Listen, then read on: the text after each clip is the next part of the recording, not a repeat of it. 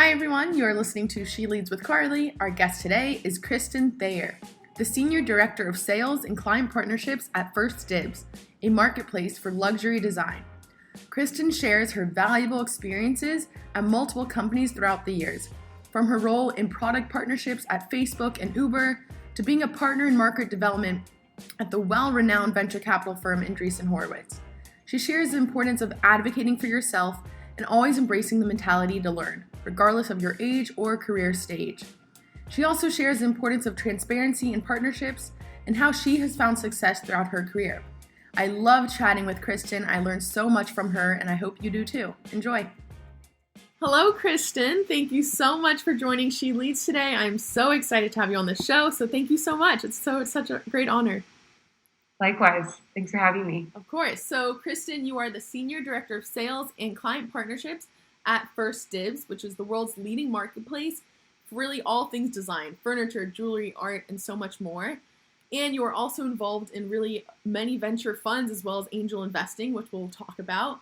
And then even before all this, you've worked at Facebook, Uber, a partner at Andreessen Horowitz, and you got an MBA from Stanford.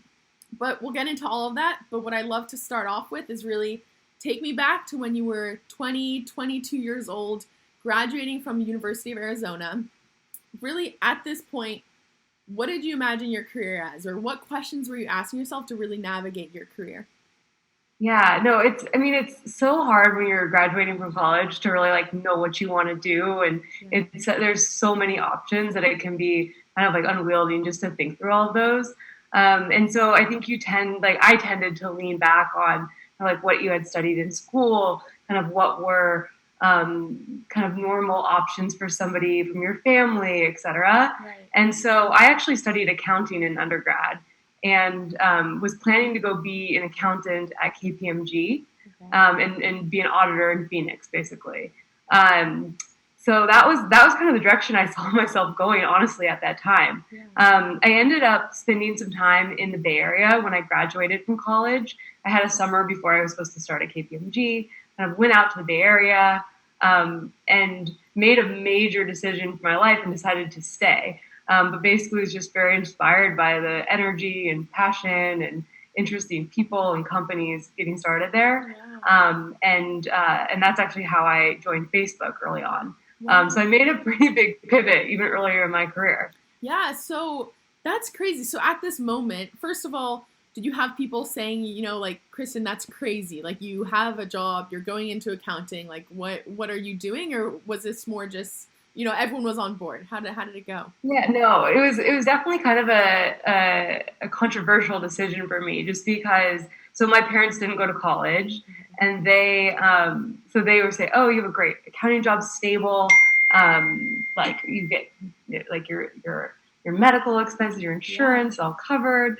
And so they thought I was a little bit crazy for deciding to take a different path and go to, at the time, a startup called Facebook that was about 500 employees and kind of still located in downtown Palo Alto in a handful of different small offices. And the idea of working at a tech company wasn't so common back then in 2008. It was still kind of the less tracked path for an accounting major from the University of Arizona. And it was probably even crazier now that I'm thinking about it when you mentioned 2008 in the economic downturn. So that was also probably, going to a more risky job was another reason why it was even crazier. So, wow. So before we get into being, at Facebook when it is still considered a startup, which is crazy, I saw that you founded BarTab. So tell me about this company that you founded and really, inspiration behind it, what led to BarTab and what happened afterwards. Yeah, so BarTab was actually a project that a few friends and I had started when we were in school, and we got really excited about it. It was a Facebook application where you were able to send your friends a drink.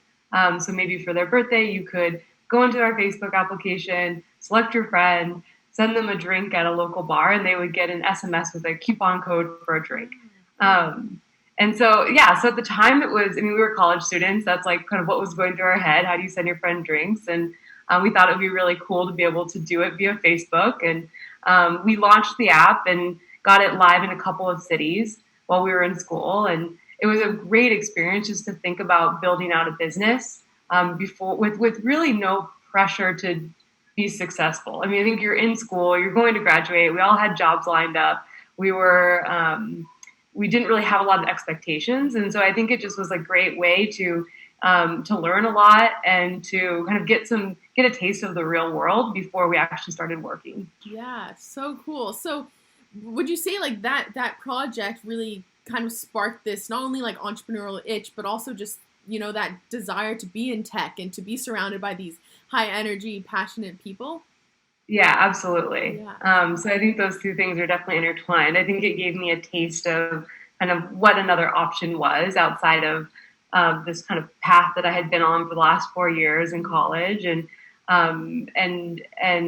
I think just gave me a little bit more confidence in like taking at the time what felt like a big risk and was a really scary decision, and so early in my career, and kind of running with it, and ultimately there's a lot of being in the right place at the right time with outcomes like Facebook, but it's a decision that I look back on a lot, even now in my career, because it felt really scary, it felt really risky, but I trusted my gut, and that's what the right thing was to do for me at the time, and ultimately I'm so glad I made that decision, just because it did put me on this path that I'm on now, that I eventually found out that I really loved. Yeah, amazing. So now walk me through really your career trajectory. So going to Facebook, did you ever, I imagine the answer is no, but did you ever have regrets, or at least, like, oh, wow, what did I do? Maybe I need to be in a secure job? And really, like, how did you get through that? And then afterwards, what was the next step? Yeah, I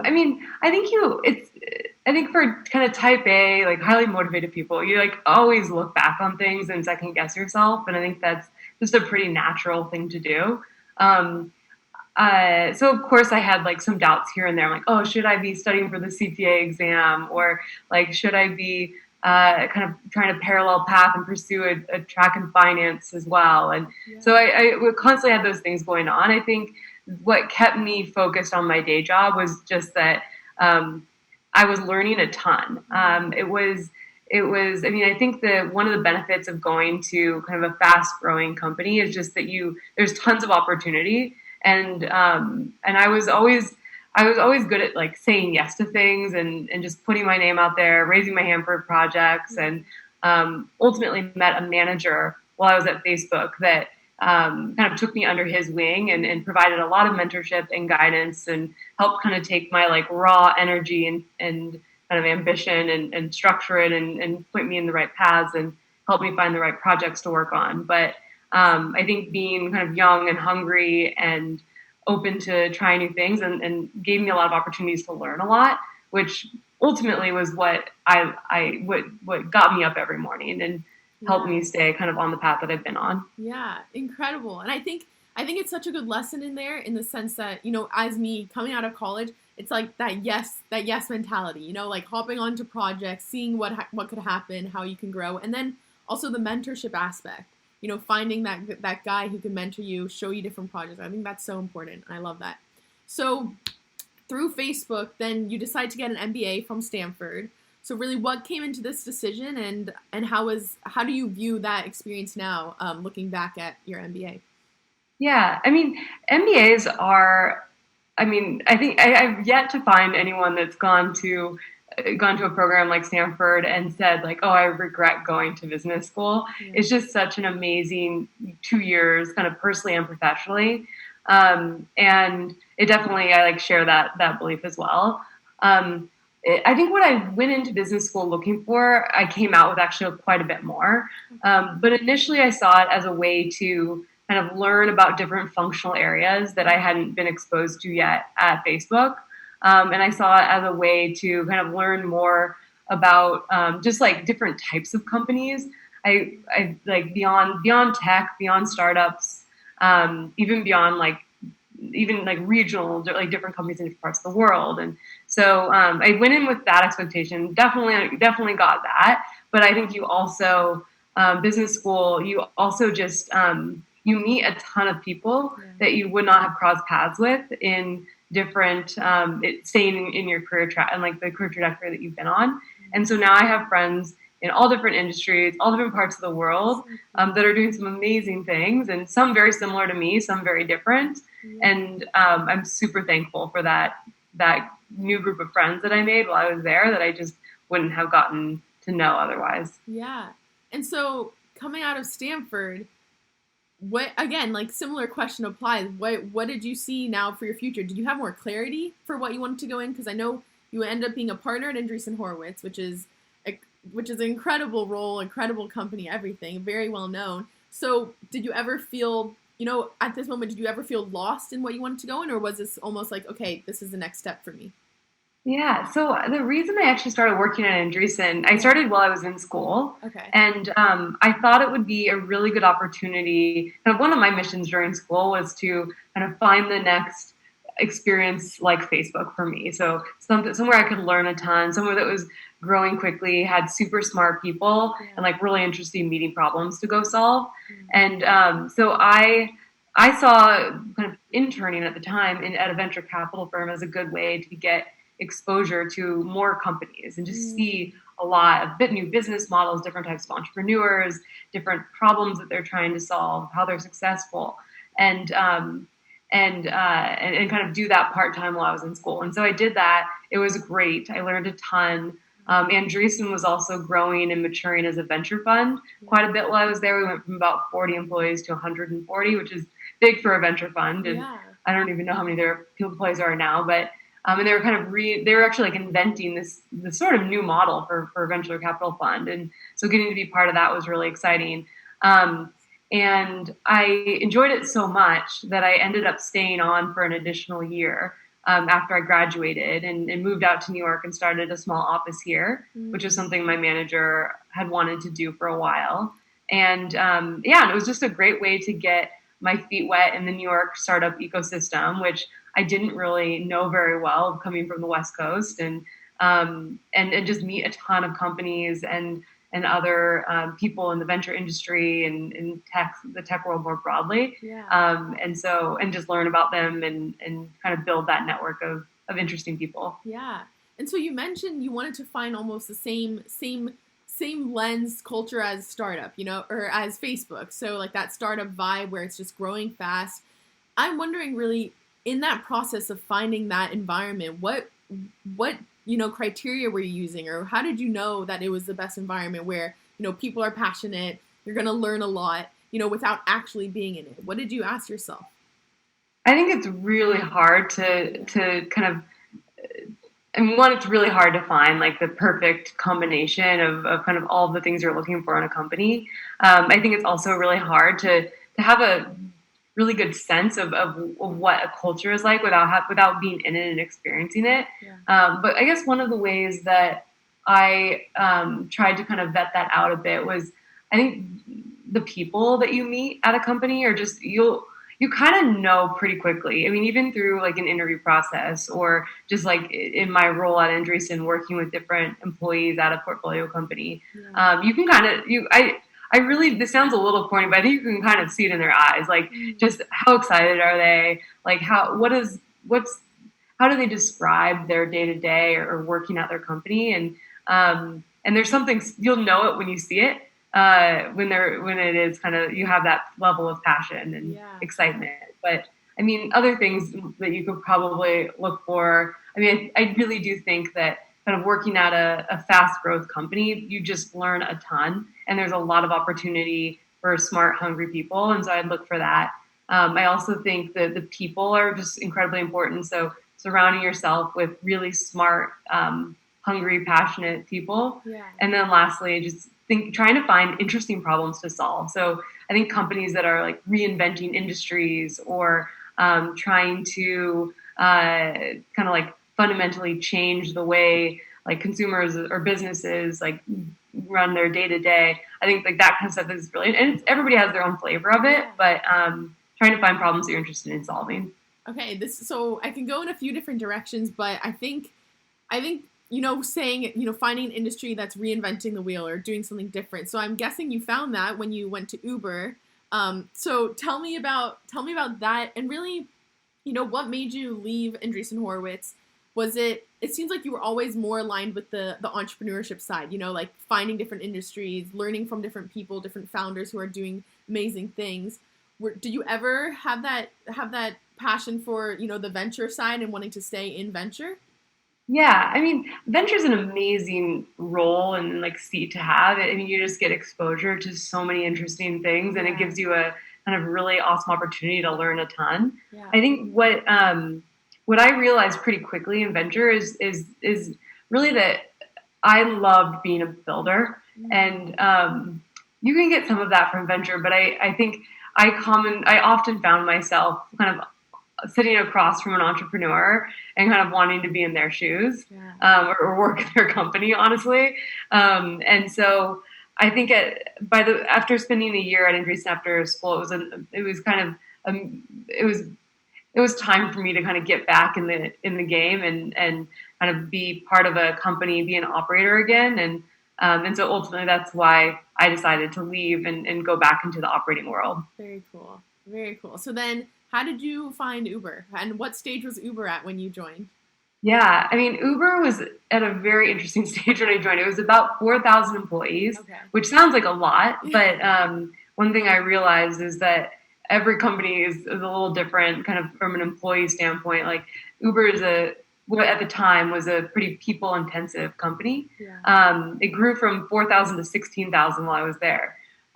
Insane. And it was, kind of the way I like, the reason I decided to join Uber, kind of one of the reasons was the people ultimately. I mean, I had a lot of friends that had gone from Facebook and then joined Uber. Yeah. And I had reconnected with a friend that I worked with at Facebook, and he was at Uber. And I mean, Uber did a great job hiring extremely smart, extremely driven people. And I was really excited to work with that kind of team and just learn from them and grow with them. And so I was super impressed with the team, and I joined the business development team at Uber in 2015, which was interesting timing. We had about a year and a half or so of kind of amazing opportunities to do business development deals. Uber was growing like crazy, could not be stopped. And then kind of a year of the kind of what a lot of people read about in the press, and just a year of a lot of challenges for the company. Yeah. So I learned a lot on both sides, which was one of the reasons that it kept me engaged and interested. Yeah, so cool. I think I feel like every company that you're at, it was at a really exciting stage, regardless of, crazy growth or like you said in Uber, there was a lot going on in the media, but it was something that you can learn from. I'm wondering, did you ever have a moment, or at least like this desire to go start your own thing and maybe like put this, working for someone else aside and be like, okay, I want to go now start something myself? Did you have that? Or I always think about like different ideas and the kind of lure of starting a company. Yeah. And I think someday it might be the right move for me. I do think when you start a company, and you've talked to a lot of entrepreneurs, you really have to have a kind of a problem that is so important to you personally, and just that you believe has such a big opportunity in the market and in the world, that it's all you want to do. Yeah. And I think until you've found that right opportunity to go after, it is just, I've seen it firsthand with different entrepreneurs, and it is so much work to start a company. Mm-hmm. So you really have to believe in what you're doing and want it more than pretty much anything else. And so maybe someday I'll find that and I'll start a company. Yeah. But for now, I'm staying in we're working with other people who have had those great ideas and started companies around them. So tell me a little bit more about, the roles that you've taken on in these companies. So a lot of it is in partnerships. And so I haven't talked to many people who've been, senior director of sales, but also client partnerships. So tell me what that role entails and what makes you a great fit for this.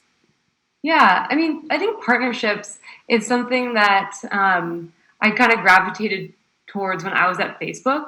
and kind of stuck with it for most of my career, and it's always been a component of my role since then, really.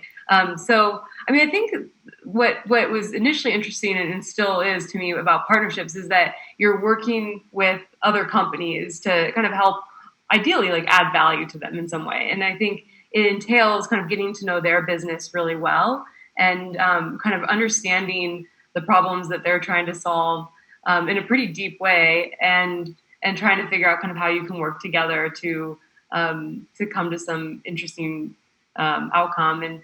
And so I think being able to learn about another company in that way is what got me really excited about it. Oh, very cool. Okay. And then, so tell me, partnerships, I feel like also you're driven by people. That's what it seems like in your whole career. It's always been people that have drawn you in, whether it's a mentor at Facebook, but also just at Andreessen at Uber. So what do you consider as like the tenets of not only like great people, but also a great relationship? Like what needs to be there from your end and also from their end to have this like strong relationship that you want to continue having? Yeah, no, it's a really good question. I think it varies a little bit based off of like kind of what type of relationship you're going after. Yeah. But I think at the core, like one of like kind of maybe generally across different types of relationship, I think like transparency is super important, and kind of being able to share what will add value for you, or kind of what is really hard or challenging for you or your company. And I think being able to be open about that will just gives a better opportunity to kind of find areas for you to partner or to build a relationship and help each other. And then I think maybe like just the kind of like openness to kind of to learn about somebody else's business is really important, and being able to being curious and like kind of asking the right questions, I think is really like, so kind of listening and being a good sounding board for whoever you're working with, whether it's a mentor and you need to kind of understand your mentee or vice versa, and trying to help them navigate things, or whether it's a partnership and you're trying to find a mutually beneficial deal structure or something like that. Yeah. And I love that. I think it's so important, even the fact that it's like a two-way street. It's not just you're mentoring me, but it's also, okay, how can I provide value? It's almost like adding value for both parties, essentially, which I think is so important, which is great. So tell me, now you're at First Dibs. How did you find First Dibs? And yeah, as your role as a senior director of sales, how has that experience been? And yeah, just tell me about your experience at First Dibs. Yeah, no, First Dibs it's been awesome. I've been there for about 3 years, and so yeah, like you mentioned earlier, it's a marketplace for luxury design, and so that means working with small vintage and antique and contemporary sellers all over the world, and connecting them with kind of design enthusiasts or interior designers who are looking for those types of products. And so it's a really interesting opportunity to connect those two sides of the market.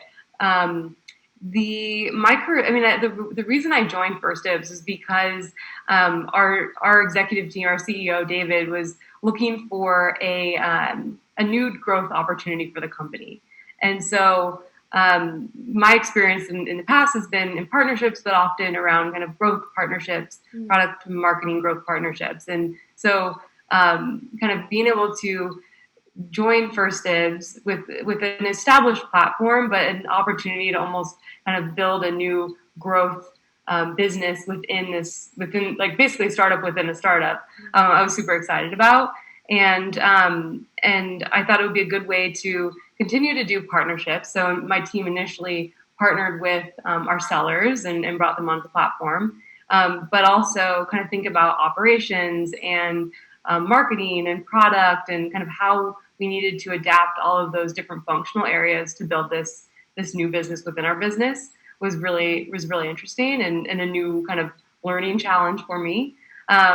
So that's kind of how I got started. I think another thing that continued to kind of help my role eventually evolve there was just kind of always being like open to new projects and the needs of the business. And so more recently, I moved over to lead our revenue, most of our revenue side. So kind of building out our kind of demand programs for interior designers and VIP buyers. Yeah. And so that's what I'm doing now. And I think kind of the lesson there is like, I think maybe it's twofold. It's kind of one, being open-minded to new opportunities, and then two, kind of asking for things that you want. So I was always looking for new challenges and kind of pushing my managers to ask them kind of, hey, what's the next new thing I can work on, and helping them think about what could those next new things even be, and then kind of helping those roles evolve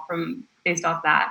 Yeah, that's great. I think that's being your own advocate. I think it's so important, and it leads me to, the next big topic of, and the main theme of She Leads is just being this female in any industry and the importance of being your own advocate. So how do you, what advice do you have for people to go to your boss or your manager and say, here's a potential project that I want to start, or here's something that could, help the business, or whatever it is? Like, what tips do you have for other people to also do that? Because it's not easy. It's not, you need to muster up the confidence to do that. Yeah, no, it's really hard, and I think it can be scary and feel kind of risky. And maybe a few points is, I think you can. I think it's important, if you're going to bring kind of a problem or an opportunity to your manager, to somebody more senior, or just really anybody at your company, is kind of come in with a solution or a plan. And so bringing that, I think, just makes it a lot easier, even if that's not ultimately the direction you go. I think it just gives the person you're bringing it to just a little bit more to work with and kind of understand. And it means you've kind of done your homework and thinking about kind of like what it would entail to kind of solve this problem or go after this new opportunity. Yeah. I think you could also always like run those opportunities by your mentor, even if it's not somebody that works at your company or that even works in the same industry. I think you can bounce different asks or opportunities off somebody else, and it's just a good way to get some feedback and a gut check and put more minds against it. And then I think lastly, I would really push folks to like try to not be afraid and try to do things that are outside their comfort zone, because you'll be surprised kind of what you get when you ask for something. And even if you don't get it, you'll get a great experience just trying, and it'll make the next time much easier. Yeah, I love it. I think that's so great. It's such great advice that I will definitely take with me. And so Kristin, you're also involved in VC funds right now, and you're an angel investor. And one thing, your mission is really to bridge that gap between underrepresented founders. And so, there's still this gap between female founders and just, those minorities. How do you see that gap narrowing, and what do you think needs to happen? Who do you think needs to be involved to really close that gap? Yeah, no, it is such a complicated kind of problem that we have in this world, and in a lot of places, venture and kind of startups being one of them. Yeah. And I think it is so complicated that there's no silver bullet, unfortunately. Yeah. But one thing that's always been really important to me, and that I think makes a big difference, is examples.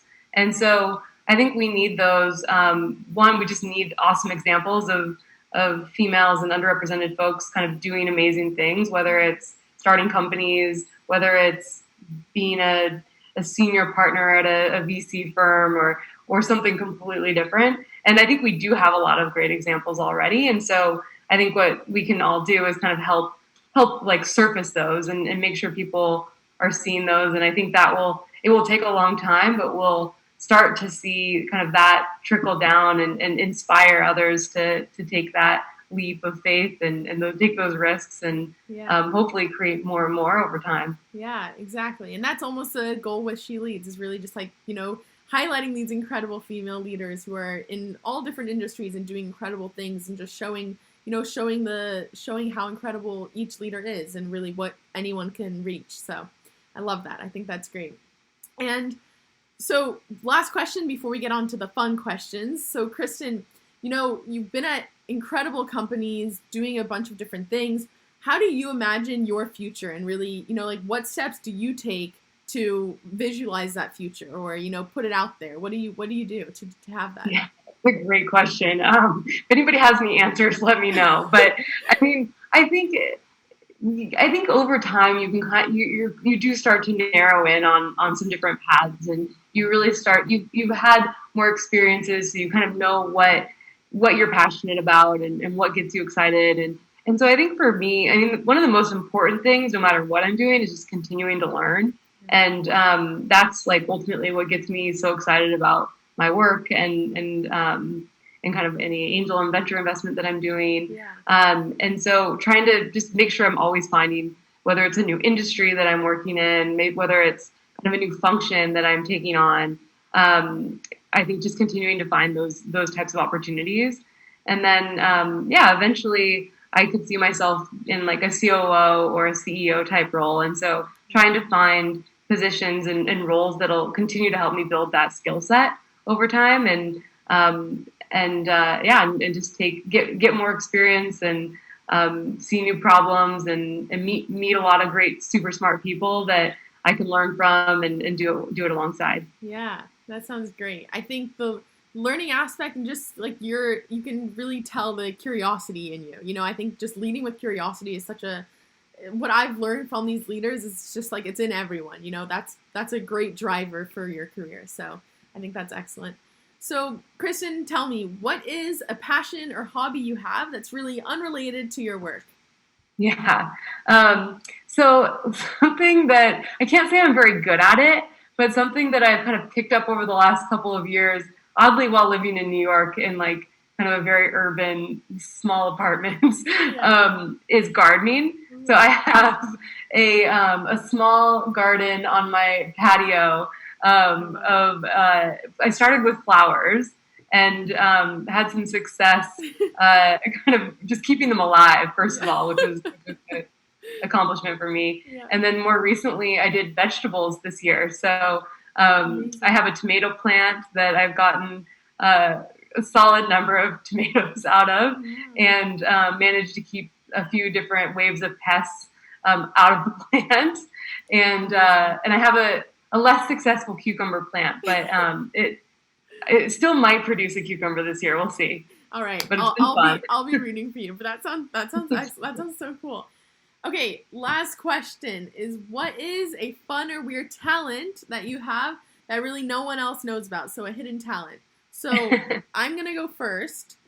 I haven't done this in a while. So what I do is I throw blueberries in the air and catch them in my mouth. So that's my hidden talent. All right, we'll see how this goes. Okay. There you go. Wow, that was impressive. Like no pressure, like doing it on camera. Amazing. I've had practice now. I'm an expert, kind of. We'll see. Anyway, yes, what's your talent? So I won't do my hidden talent right now, but I was a competitive jump roper when I was a kid.